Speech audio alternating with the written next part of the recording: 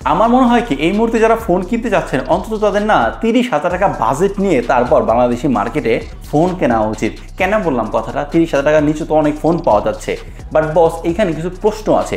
দেখেন, আপনি যদি কোন একটা ফোন থেকে একদম মোটামুটি ভালো একটা আউটপুট আনতে চান তাহলে অবশ্যই আপনাকে 30,000 টাকা বাজেট ধরতে হবে। এর নিচে যে ফোনগুলো আছে হয়তো কিছু কিছু দিকে কিছু কিছু ফোন ভালো পারফর্ম করবে, বাট একটু ব্যালেন্স চাইলে পরে আপনি যদি একটু ব্যালেন্সের সাথে ওইটার এক্সপিরিয়েন্সটা নিতে চান সেখানে 30,000 টাকা বাজেট দরকার। আপনি যদি 30,000 টাকা বাজেট নেন, আপনার ধরেন ক্যামেরার দিকে ভালো একটা প্রায়োরিটি আছে বা ডিমান্ড আছে, তাহলে আপনি এই বাজেটে মোটামুটি ক্যামেরা কিনতে কিছু ফোন পাবেন। আবার এই দিকে ধরেন আপনি গেমিং টেমিং করতে চান, আপনার ক্যামেরার ক্ষেত্রেও ডিমান্ড নাই, আপনি এক্সট্রিম লেভেলের গেমার, তাহলে ওই 30,000 টাকা বাজেটে ফোন কিনতে হয়। এর নিচে কিছু ফোন আছে, বাট ওগুলো না ভাই আপনি ওই রকম পরিমাণে গেমিং এক্সপিরিয়েন্স পাবেন না, ওই রকম পরিমাণে ক্যামেরা এক্সপিরিয়েন্স পাবেন না। এই জন্য বলবো বাংলাদেশি যে প্রেক্ষাপট দেখতেছি, বাজেটটা অন্তত 30,000 টাকা করে নিয়ে তারপর মার্কেটে যাওয়া উচিত। এখন আপনি ধরেন একজন কর্পোরেট জব করেন, অথবা আপনি ধরেন একজন স্টুডেন্ট, অথবা ধরেন আপনি একদম এক্সট্রিম লেভেলের গেমার, তাহলে আপনার জন্য কোন ফোনটা? হ্যাঁ, সেই সাজেস্টগুলো করবো আজকে ভিডিওতে আমি একটু ক্যাজুয়াল আলোচনা করবো, ওরকম ধাপ টু ধাপ এইটা বেস্ট এরকম না। দেখেন, স্পেসিফিক মানুষের জন্য কিছু কিছু নির্দিষ্ট ফোন তার জন্যই বেস্ট হতে পারে। কারণ আমি যেটা বললাম প্রথমে, আসলে 30,000 টাকা ভাই এমন একটা বাজেট সেগমেন্ট, এই বাজেটটা আপনাকে সব একদম ঠেসে দিবে এরকম না। হয়তো আপনাকে দেখা গেছে কি, যদি আপনি পারফরমেন্সটা ভালো নেন তাহলে আপনাকে ক্যামেরার দিক বা অন্যান্য দিক স্যাক্রিফাইস করতে হবে, বা আপনি যদি দেখা গেছে গেমিংয়ের দিকটা ডিমান্ড দেন তাহলে আপনাকে ক্যামেরার দিক বাস করতে হবে।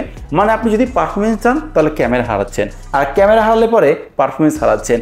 আবার এগুলোর কম্বিনেশন করে যে ইউআই এক্সপিরিয়েন্স আছে সব কিছু মিলে না 30,000 টাকা বাজেটের মধ্যে পাওয়া যায় না। এই জন্য 30,000 টাকা বাজেট ধরলে হয়তো একটা দিকে ডিমান্ড করে ফোন কিনতে হয়। এখন আপনার ডিমান্ড কোন দিকে আগে সেটা মিলাতে হবে। এখন আমি যে লিস্টটা সাজিয়েছি সেটা এক এক করে বলি। দেখেন, এই মুহূর্তে বাংলাদেশি মার্কেটে যদি 30,000 টাকা বাজেট বা প্লাস মাইনাস হতে পারে, কিছু টাকা হয়তো 32, এইদিকে হয়তো বা 28 এরকম হতে পারে, মানে কম বেশি হতে পারে। তো এই বাজেটে বাংলাদেশি মার্কেটে কী কী ফোন পাওয়া যাচ্ছে?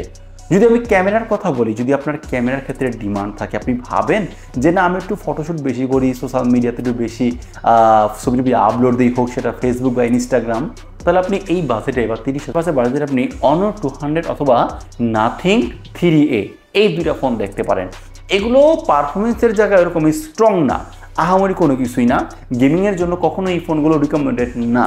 তবে ভাই আপনি যদি ভাবেন আপনি একটু ভিডিওগ্রাফি করতে চান বা ফটোশ্যুট করতে চাই, টেলিফটো লেন্সের মাধ্যমে কিছুটা ওই যে ডিএসএলআরের মতো কিছুটা ছবি বা আউটপুট আমি নিতে চাই, তাহলে আপনাকে অবশ্যই এই দুইটা ফোনের মধ্যে একটা ফোন সিলেক্ট করতেই হবে। তাহলে আপনি দেখা গেছে কি যে ক্যামেরার অ্যাকচুয়াল ফায়দাটা আপনি এই বাজেটে নিতে পারবেন। তো যারা মোটামুটি 30,000 টাকা বা 32,000 টাকা বাজেট ধরছেন, আমি বলবো নাথিং ফোন 3A অথবা অনর 200 এই দুইটা ফোনের মাধ্যমে যে একটা ফোন দেখতে পারেন। আমাদের চ্যানেলে ইতিমধ্যে অনর 200 নিয়ে বেশ কিছু রিসার্চ করেছি, বেশ কিছু ভিডিও করেছি ক্যামেরার উপর, পারফরমেন্সের উপর। আমি বলবো যে ওই ভিডিওগুলো দেখে নিতে পারেন, আমি আই বাটনে অথবা ডেসক্রিপশন বক্সে দিয়ে রাখবো। আর নাথিং ফোনের কিছু রিভিউ আপনি দেখে নিতে পারেন, অন্য আমাদের চ্যানেলে দেওয়া নাই, বাট আমি এক্সপিরিয়েন্স করেছি। হ্যাঁ, এইটার ক্যামেরাটাও বেশ ভালো, আর এটার রিভিউটাও বেশ ভালো, আমার কাছে বেশ ভালো লাগে। তো বলবো যারা নাকি basic user, corporate job top করেন, অফিসিয়াল কাজবাজ করেন, পাশাপাশি আপনাদের ক্যামেরার ক্ষেত্রে ডিমান্ড আছে, ওই ক্ষেত্রে না ভাই আপনার এই দুটো ফোনের মধ্যে একটা ফোন নেওয়াটাই বুদ্ধিমানের কাজ হবে বলে আমার বিশ্বাস। আবার এদিকে যদি আমরা গেমারের দিকে বলি বা যাদের পারফরমেন্স কেন্দ্রিক ফোন চাই, আমার ওই ক্যামেরা নিয়ে তো মাথা ব্যথা নাই ভাই। দেখেন, আমি মূলত কিন্তু আমার একটা ক্যামেরা আছে সনি ZV-E10। তো যার কাছে এরকম একটা ক্যামেরা আছে বা যার ক্যামেরার ক্ষেত্রে ডিমান্ডই নাই, ওরকম সোশ্যাল মিডিয়াতে এরকম ভিডিও দেয় না, ফটোশুট এরকম করে না, গেমিং টেমিং করে, তো তাদের জন্য কোন ফোন?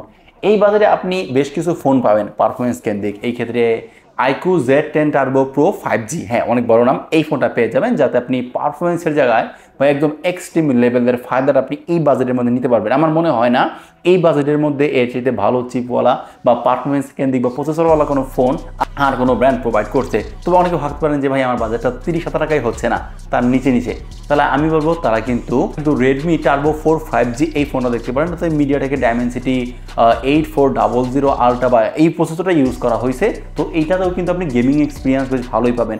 এখন দেখেন, এখন আমি যেই ফোনগুলো সাজেস্ট করলাম, যাদের ক্যামেরা ক্ষেত্রে ডিমান্ড আছে তারা কিন্তু বরাবরের মতো ওই আপনার অনর 200 অথবা নাথিং 3A এই দুটো ফোন দেখতে পারেন। আর যদি পারফরমেন্সের জায়গায় ডিমান্ড থাকে তাহলে আপনি কিন্তু iQOO Z10 Turbo Pro 5G এই ফোনটা, অথবা যদি 30,000 টাকার নিচে বাজেট হয় তাহলে আপনি Redmi Turbo 4 5G এই ফোনটা দেখতে পারেন। তো গেমিংয়ের জন্য এগুলো, আর হচ্ছে ক্যামেরার জন্য এগুলো, বা রেগুলার কাজের জন্য এগুলো। এখন আপনি আপনার ডিমান্ডটা মিলিয়ে নিয়ে তারপরে কিন্তু আপনার কোনো একটা ফোন সিলেক্ট করে নিতে পারেন। তো এই হচ্ছে মূলত আমার সাজেস্টকৃত ফোনগুলো। তবে এর মধ্যে আমি যেই ফোনটা একদম কেনার জন্য বিলকুল নিষেধ করে দিব সেইটা হচ্ছে Motorola Edge 60 Fusionটা। এইটা আমরা কিন্তু ব্যবহার করেছি, রিভিউ করেছি, ক্যামেরা এক্সপিরিয়েন্স নিয়েছি। ক্যামেরা হ্যাঁ মোটামুটি ভালো, বাট আমরা যখন না এই ফোনগুলোর সাথে একটু কম্পেয়ার করি বা টেক্কা দেই, তখন কিন্তু এই ফোনটা Motorola Edge 60 Fusionটা কিন্তু অনেক ক্ষেত্রে পিছিয়ে যায় অনেক জায়গা থেকেই। তো আজকে ভিডিওটা, ভালো থাকবেন, সুস্থ থাকবেন, আল্লাহ হাফেজ।